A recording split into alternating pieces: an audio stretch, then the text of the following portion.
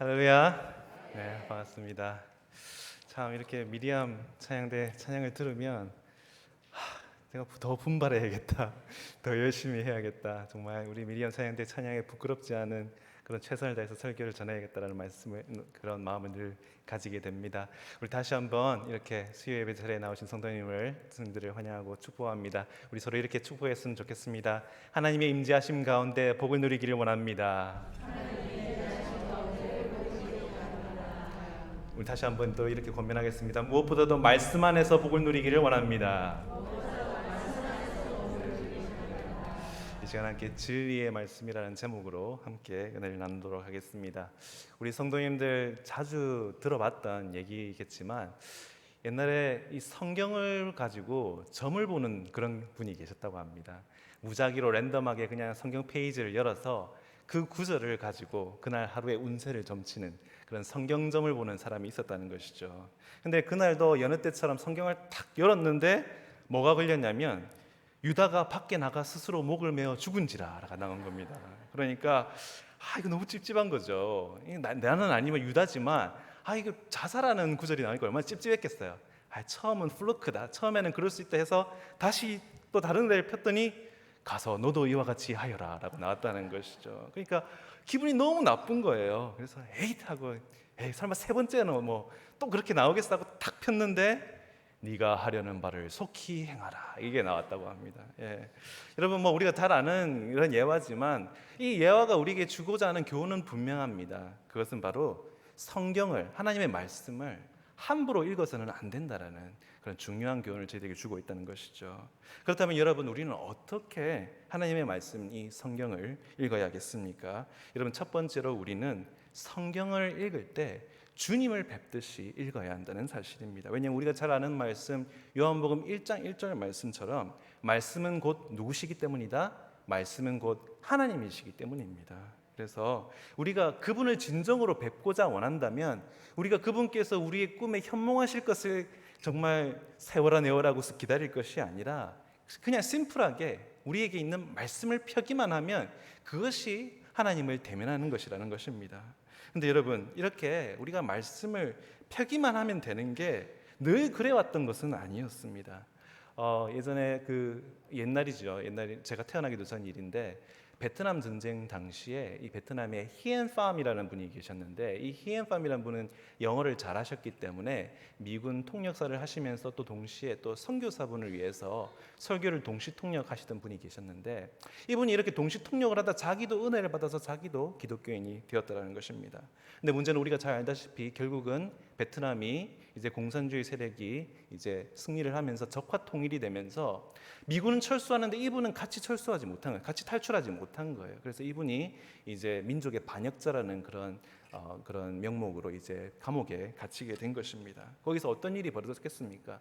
뭐 뻔하죠. 잠도 재우지 않고 고문에다가 온갖 종류의 세뇌 교육을 계속해서 거듭받으면서 잠도 안 재우면서 그러다 보니까 이분이 점점 피폐해지더라는 겁니다. 영육간에 피폐해지니까 그 고난 가운데서 계속해서 의심이 뭉글뭉글 솟더니 의심이 점차 자기를 침식해 들어오더라는 겁니다. 그러네, 난 서양인들한테 속았네. 내가 이 거짓말에 내가 완전히 사기꾼들에게 내가 완전히 지금까지 속아왔었네.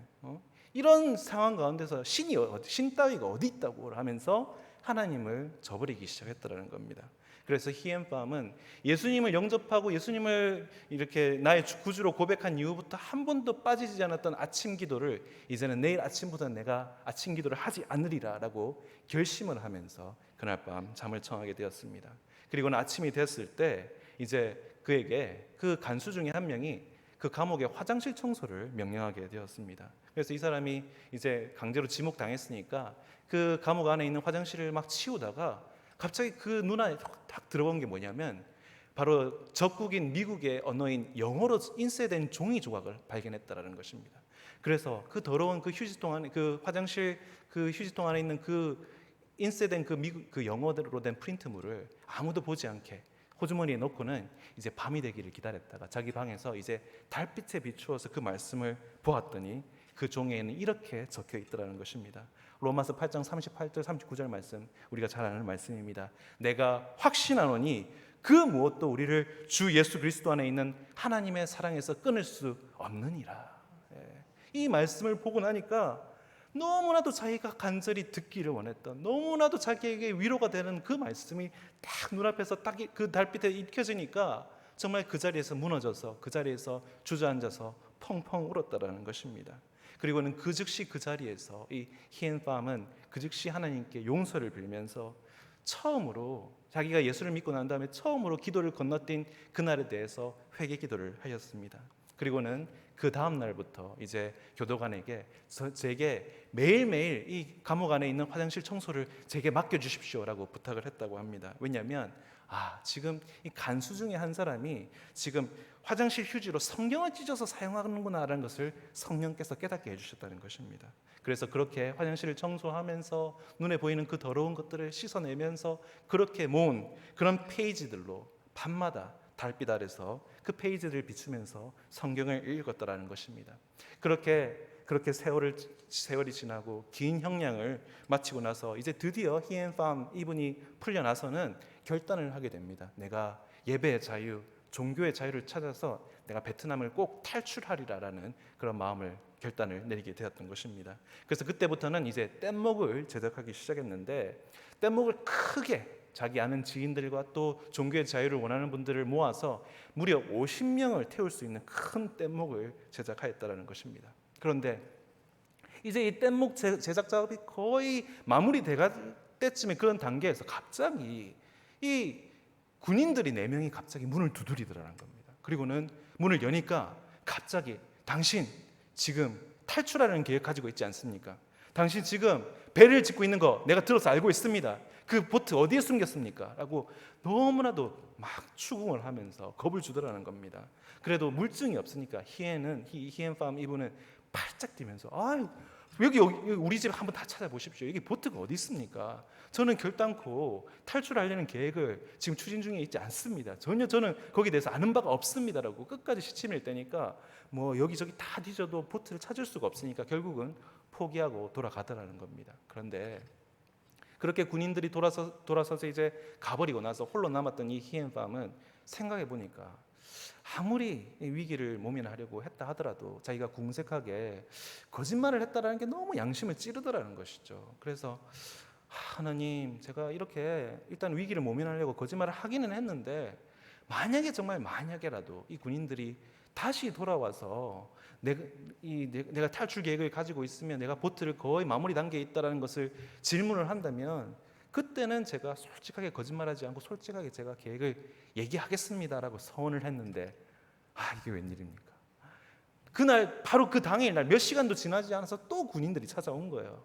그런데 이미 서원을 한 거는 있고 하나님께 약속을 한 거는 있으니까 어떡하겠어요? 이제 뭐 다 체념하고 이제 끝났구나. 그냥 아유라 모르겠다면서 제가 탈출 계획을 준비했었고 50명이 넘는 사람들을 태울 수 있는 뗏목이 거의 막바지 단계에 들었다는 얘기를 하니까 놀라운 일이 벌어졌다는 것입니다. 그게 뭐냐면 이 군인들 4명이 그렇다면 저희도 데리고 가주십시오 라고 했다는 것입니다. 이 4명이. 그러니까 정말 이제 다 끝났구나 생각했는데 얼마나 감사했겠어요. 아니 50명을 태울 수 있는 큰 뗏목을 지었는데 당연히 4명을 태울 수 있는 여유 공간도 있었겠죠. 그래서 이제 드디어 탈출의 이제 결행일이 정말 이제 며칠 남지 않고 드디어 날씨를 맞춰서 이렇게 드디어 뗏목을 띄워서 54명을 태우고 드디어 뗏목이 바다 가운데로 나아가게 되었습니다. 그런데 여러분, 바다라는 것이 얼마나, 여기 우리 여전히 우리 지금 또 어업에 종사하시는 성도님들 많으시겠지만 바다라는 것이 얼마나 변덕스럽습니까? 그네와 또 매해와 또 원양은 또 얼마나 또 다릅니까? 그래서 베트남에서 배를 띄워서 탁 나갔는데 어느 정도 나가니까 망망대해가 가니까 갑자기 예상치 못한 엄청난 풍랑이 일더라는 겁니다. 그래서 아이고 이를 어쩌나 하면서 막 히엔팜이 하나님께 부르짖더라는 겁니다. 하나님, 이렇게 하시려고, 이 바다에서 이렇게 죽게 하시려고 저희를 탈출시키셨습니까? 이런 위기를 만나게 하시려고 저를 감옥에서 빼주셨습니까? 어떻게 하면 좋겠습니까? 하나님 도와주십시오 하는데 그때 정말 예상치 못한 반전이 일어났습니다. 그 50명 되는 남녀노소 가지고 있는 50명 믿음을 찾아서 신앙을 찾아서 함께 탈출했던 그 일행들은 정말 어찌할 바를 모르고 있는데 가장 마지막에 합류했던 이 군인 4명이 평생 노질만 한 것처럼 갑자기 그렇게 노질을 잘하더라는 겁니다. 그 마지막에 합류했던 그 군인 4분의 그 엄청난 스킬의 노질 덕분에 연안으로 도착할 수 있었고 태국 해안가에 도착해서 그렇게 바라던 종교의 자유를 얻었다는 것입니다. 여러분, 히엔팜으로 하여금, 이분으로 하여금 끝내 그 자유를 얻게 한 것은 결국은 다른 그 무엇도 아닌, 결국은 더러운 화장실 휴지통에 버려져 있었던 그곳에서 발견했던 바로 말씀 덕분이었는 줄로 믿습니다.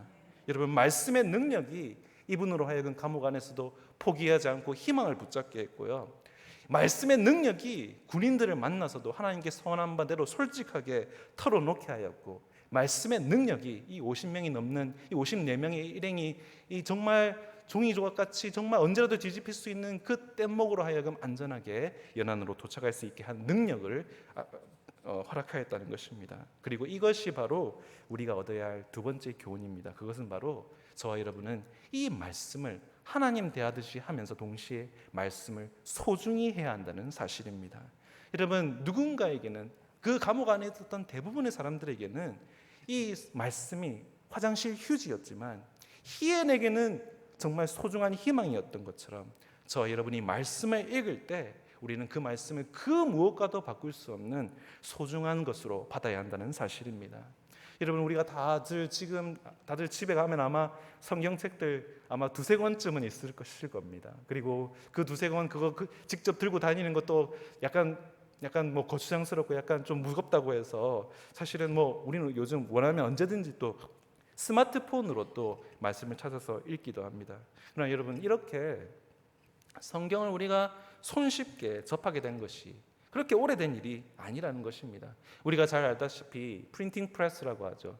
이 활자 인쇄가 이 서양 같은 경우에는 구텐베르크가 이것을 이제 발명을 했는데, 그 이전까지는 어떻게 이루어졌습니까? 우리 남부민 중앙교회에서 정말 영광스럽게 우리가 정말 다들 박수 치면서 우리가 축하해 주는 게 바로 성경 필사가 아닙니까?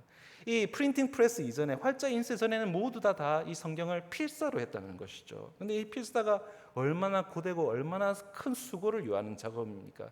그리고 그 당시에는 종이라는 것이, 그리고 잉크라는 것이 얼마나 귀한 귀중품이었습니까? 그러다 보니까 이 성경책 필사로 제작된 성경책 한 권의 금액이 이제 구텐베르크 때, 그러니까 아직 구텐베르크가 살아있을 때, 아직 프린팅 프레스를 만들기 전에 그 시대 때, 그때 물가로 120굴덴이라고 해서 노동자의 2년치 품삯이었다라고 합니다. 노동자의 2년치 품삯. 그러니까 얼마나 대단한 돈이었겠습니까? 특히 그 당시에는 지금처럼 의식주의 어려움이 없는 이런 시대가 아니라, 그 당시에는 하루 벌어 하루 사는, 정말 그날 끼니 연명하는 것에 최대 관심사가 있었던 그 당시에 자신의 그런 식사를 거르면서 돈을 모아서 2년을 한 푼도 쓰지 않고 그 돈으로 성경책을 산다는 게 일반인들에게 그게 가능이나 한 일이겠습니까? 아마 평생 성경책을 만져보지도 못하고 그런 식으로 생을 마감한 사람들이 절대 다수였던 시대였다는 것입니다. 그런데 그렇게 120굴덴이었는데 이제 구텐베르크가 성경을 활자 인쇄를 하면서 성경을 출판하면서 이게 가격이 4분의 1로 다운이 됩니다. 120굴덴에서 30굴덴으로, 그러니까 반년어치의 연봉으로 떨어지게 됩니다. 그럼에도 불구하고 여러분 연봉에 지금 반을 뚝 떼어서 성경을 산다고 생각해 보십시오. 그게 쉽게 될 일이겠습니까? 그랬던, 정말 이런 가격만의 문제가 아니었습니다. 성경이라는 것은 박해도 얼마나 심했습니까?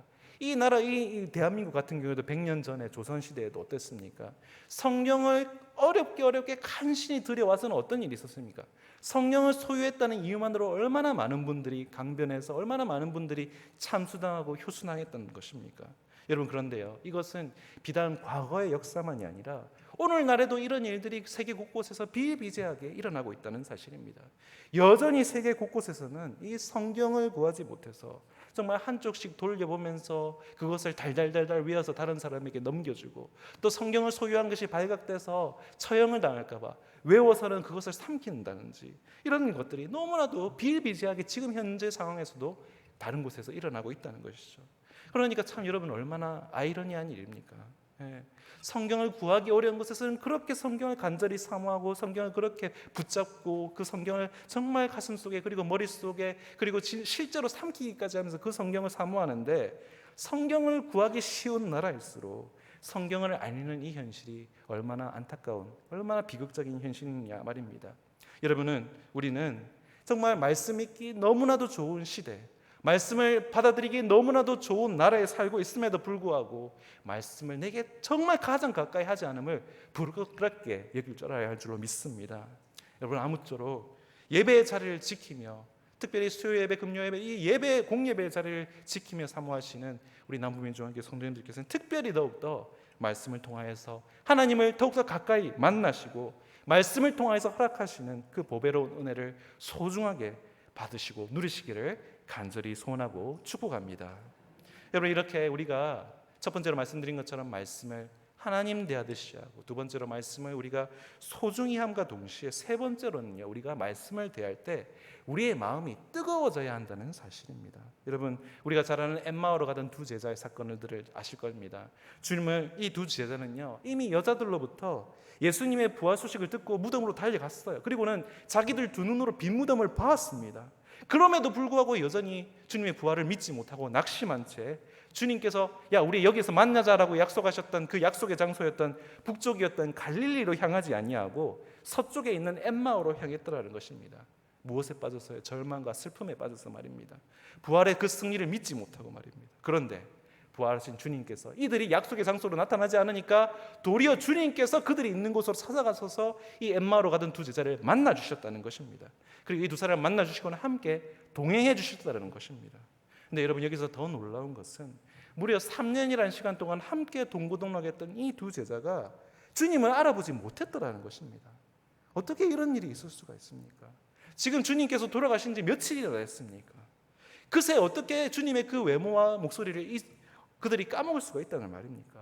그런데 여러분, 그게 연약한 저와 여러분 사람이라는 것입니다. 우리는 보고 싶은 것만 보고 듣고 싶은 것만 보는 그런 경향이 있기 때문에 눈으로 주님을 보고도 귀로 주님의 음성을 듣고도 자기의 슬픈 감정에 매몰돼서 주님이 내 앞에 직접 나타나시라고 생각도 하지 못한 채 그렇게 무지함으로 주님을 알아보지 못했더라는 것입니다.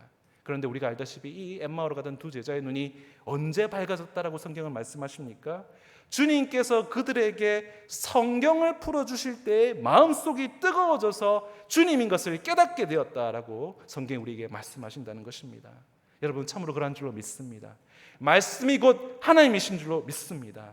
하나님께서는 말씀을 통하여 저와 여러분에게 말씀하시는 분인 줄로 믿습니다. 그리고 그 말씀을 우리가 들을 때, 말씀 대신 하나님께서 말씀으로 우리에게 말씀하실 때 우리의 마음이 뜨거워진다는 사실입니다. 그러므로 여러분, 저와 여러분, 우리 모두는 말씀을 수동적으로 들어서는 안 될 줄로 믿습니다. 말씀을, 우리의 마음을 뜨겁게 해주실 것을 사모하면서 우리가 그 말씀을 듣고 말씀을 읽어야 한다는 것입니다. 여러분, 우리가 잘 아는 청교도 신학자였던 조나단 에드워드는 뛰어난 달변가가 아니었습니다. 그 사람은요, 정말 시선이 완전히 설교 원고에 픽스된 채 그냥 그대로 일정을 똑같은 모노톤으로 그냥 읽을 뿐이었습니다. 그런데 그분의 설교를 듣는 성도들은, 청중들은 그분이 설교를 할 때, 특별히 지옥 설교를 할 때 당장이라도 자기가 앉아있는 이 교회 땅바닥이 갑자기 갈라져서 자기들이 지옥으로 떨어져서 그 지옥불에 들어가 벌벌 떨면서 그 말씀을 들었다라고 합니다. 여러분들께서 지금까지 많은 공예배들 그리고 많은 새벽기도의 자리에 이렇게 참석하시면서 얼마나 많은 목사님들의 설교를 들어오셨습니까? 그러면서 그렇게 여러분들께 말씀을 전하시는 그 목사님들의 설교가 때로는 혹은 안타깝지만 혹시 자주라도 여러분들께서 느끼시기에 부족하게 느껴지실 수도 있겠지만 오늘 우리에게 들려주시는 이 말씀을 통해서 우리가 깨달을 수 있는 것은 그게 누구의 설교든 그게 누구의 말씀이든 우리가 하나님의 말씀으로 뜨거운 마음으로 그 말씀을 들어야 한다는 사실입니다. 그래야 우리가 말씀 안에서 주님을 만날 수 있기 때문입니다. 여러분, 우리가 알다시피 천국은 누구의 것입니까? 천국은 침노하는 자의 것이라고 말씀하셨습니다. 또한 하나님께서는 어떻게 채우십니까? 입을 크게 열 때 그 입을 채우시리라 하신 분이 우리 하나님이십니다. 그러므로 여러분, 말씀을 들으실 때마다 그리고 여러분께서 직접 성경 앞에서 말씀을 읽으실 때마다 여러분의 입이 열려지고 여러분의 그 심령이 침노하는 심령이 되어지고 여러분의 마음이 열려지셔서 하나님께서 부으시는 그 놀라운 말씀의 은혜를 하나도 빠짐없이 누리실 수 있는 우리 모든 귀한 성도님들 되시기를 다시 한번 주님의 이름으로 축원합니다.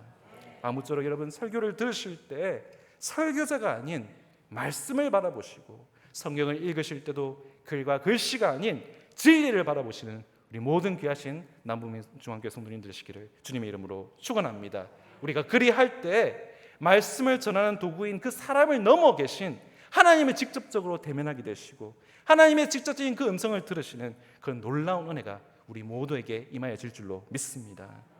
마지막 네 번째는 여러분, 그렇게 들어진 그 말씀이 들음에서 그쳐서는 안 된다는 것입니다. 우리의 삶의 변화로까지 분명하게 이어져야 한다는 사실입니다. 여러분, 예수님의 제자였던 도마는 얼마나 의심이 많은 사람이었습니까? 그 사람은요, 그렇게까지 얘기했습니다. 그 쬐끄마한 그 못자국 가지고 난 못 믿겠다. 내가 제대로 그걸 좀 믿으려면 훨씬 더 치명적이, 훨씬 더 깊고 훨씬 더 큰 창자국 정도는 내가 직접 손 넣는 정도가 아니라 내가 그 안으로 손을 쑥 집어넣어서 내가 그 안을 만져보기 전까지는 내가 주님의 부활하심을 못 믿겠다라고 말할 정도로 도마는 의심이 많은 사람이었습니다. 그런데 그랬던 그 도마가 머나먼 인도에서 순교할 정도로 180도 변화된 것은 그 사람이 그렇게 요구했던 것처럼 그가 직접 그 부활하신 주님의 몸을 직접 만져보아서가 아니었습니다. 사실 도마가 그렇게 말만 그렇게 했지, 내가 창자국을 직접 손을 쑥 집어넣어서 만져봐야 내가 믿겠다라고 말만 그렇게 했지, 사복음서 그 어디에도 도마가 실제로 그렇게 했다라고 기록되어 있는 곳은 없습니다. 그럼에도 도마는 우리가 알다시피 예수님을 나의 주시오 나의 하나님이라고 고백했습니다. 여러분, 도마의 이런 근본적인 변화는 무엇으로 인하여서 일어난 일입니까?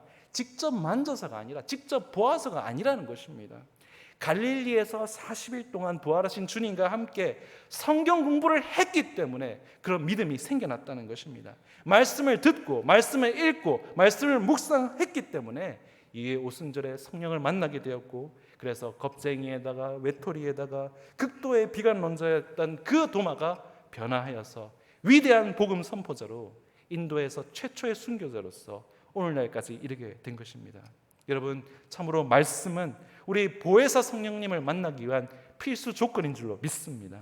말씀을 통해서만이 성령을 만날 수 있다는 것입니다.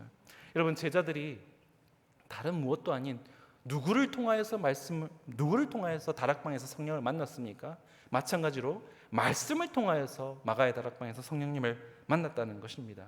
근데 여러분, 여기서 또 우리가 분명히 주지해야 될 사실은요, 우리가 말씀을 듣는다고 해서 그렇게 해서 우리가 다 성령을 만나는 것은 아니라는 것입니다. 여러분, 말씀을 들어야만 성령님을 만날 수 있는 것은 분명합니다. 그러나 이것이 필수 조건인데 어떤 필수 조건이냐면 최소 필수 요건이라는 것입니다. 여러분, 말씀조차 안 들으면서 성령님을 만날 수는 없습니다. 그런데 이런 최소 필요 요건인 말씀을 들어도 그렇다고 해서 모든 말씀을 듣는 사람들이 다 변화하는 것은 아니라는 것입니다. 말씀을 들어도 그 안에서는 변화하는 사람이 있는가 하면 끝까지 변화되지 못하는 사람들도 있다는 것입니다. 우리가 잘 알다시피 부활하신 주님을 직접 보고서도 믿는 사람은 믿었고 믿지 않는 사람은 믿지 않았다는 것을 우리가 너무나도 잘 알고 있지 않습니까? 2만 5천 명이나 되는 사람들이 오병이어를 먹었어도 그렇게 거기서 밥만 먹는 사람들이 대부분이었고 생명의 떡이신 예수님을 받아들인 사람은 극소수였다는 것입니다. 부활하신 주님께서 다시 나타나셔서 승천하신 광경을 본 사람이 그 당시에 제자들이 무려 500명이나 되었습니다. 그런데 마가의 다락방에 몇 명이 모여서 오순절 성령을 체험했습니까? 120명밖에 체험하지 못했습니다. 여러분, 기도했던 사람들이 그 380명은 다 어디로 갔다는 것입니까?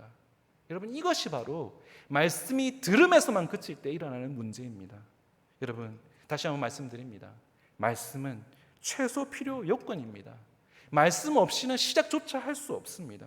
그런데 우리는 이 말씀에서 한 발자국, 말씀 들으면서 한 발자국 더 멀리 나아가야 한다는 것입니다. 그것이 무엇입니까?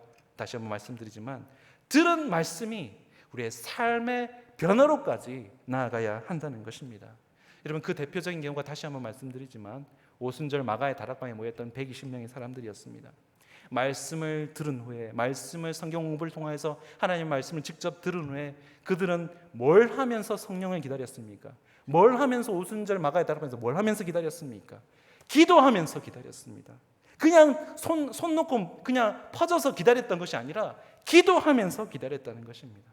여러분, 이것이 바로 삶의 변화인 줄로 믿습니다. 우리 역시도 말씀을 통해서 온전히 변화로까지 나아가기 위하여서는 들은 말씀을 가지고 기도까지 나아가야 한다는 것입니다. 그 기도 이후에 실행할 수 있는 믿음의 능력 역시도 저와 여러분에게 허락하시는 분이 바로 우리 하나님이시라는 것입니다. 여러분, 기도는 다른 것이 아닙니다. 들은 말씀을 내가 어떻게 삶으로 드려야 할지를 하나님께 여쭤보는 것이 기도라는 것입니다. 여러분, 우리가 알다시피 성경에 수많은 인물들이 등장하지만 그 성경에는 완벽한 사람은 없습니다. 예수님 외에는 한 명도 없습니다. 그런데 여러분, 수두룩하게 많은 사람들, 대부분의 사람들 어떤 사람들이었습니까? 완벽하지는 않았지만 말씀 안에서 살려고 애쓴 사람들은 너무나도 많았다는 것입니다. 그리고 우리 하나님은 그런 애씀을 귀하게 여기시고 의롭다 인정해 주시는 분이 바로 우리 하나님이시라는 사실입니다. 여러분, 하나님께서 저와 여러분 우리 성도들에게 요구하시는 변화는 완벽함이 아닙니다. 하나님께서 저와 여러분에게 원하시는 변화는 하나님을 의지하는 것입니다. 그런 하나님만을 의지하는 그런 변화를 추구하는 우리 모든 성도님들 되시기를 주님의 이름으로 축원합니다. 이런 말씀을 마무리하겠습니다. 여러분, 오늘날 우리가 사는 시대는 정말 제가 예화로 말씀드렸던 그 히엔팜이 당했던 그런 사상 주입과 세뇌 못지않게 정말 사상과 이념을 강요당하는 시대에 저와 여러분들이 살고 있습니다. 동성애에 대해서, 낙태에 대해서, 자유연애에 대해서, 동거에 대해서 끊임없이 우리에게 입장을 강요하고 우리에게 편가르기를 강요하는 그런 시대, 그런 세상 속에 저와 여러분은 살고 있습니다.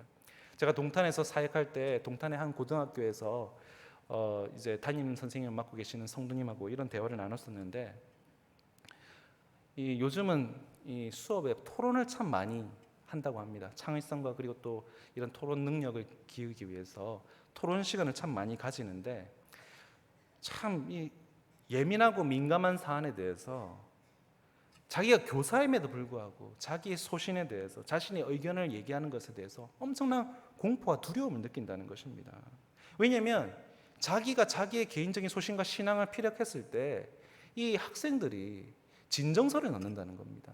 그래서 그것 때문에 인사적으로 불이익을 받을까 봐 몸을 살릴 수밖에 없다는 것입니다. 여러분, 저와 여러분 그리고 우리의 자녀들이 사는 시대와 우리 자녀들이 다니는 학교의 상황이 이렇다는 것입니다. 선생님들이 가르쳐야 할 것을 가르치지 못하고 진리가 진리임을 가르치지 못하고 옳은 걸 옳다, 그런 걸 그르다라고 말할 수 없는 시대에 저와 여러분이 살고 있다는 것입니다. 여러분, 이런 시대를 살수록 저와 여러분에게는 방법은 한 가지밖에 없는 줄로 믿습니다. 그것은 바로 우리가 오늘 함께 읽은 본문 말씀, 분명하고 확고한 진리를 붙잡아야 한다는 것입니다. 본문 17절 말씀 다시 한번 제가 여러분들에게 대독해 드리겠습니다. 그들을 진리로 거룩하게 하옵소서. 아버지의 말씀은 진리니이다. 아멘.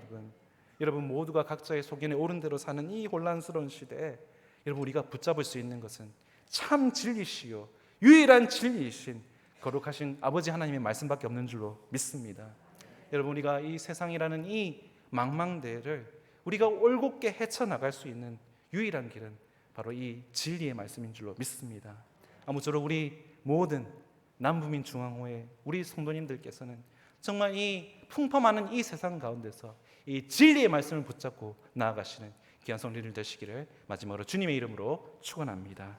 함께 기도하겠습니다.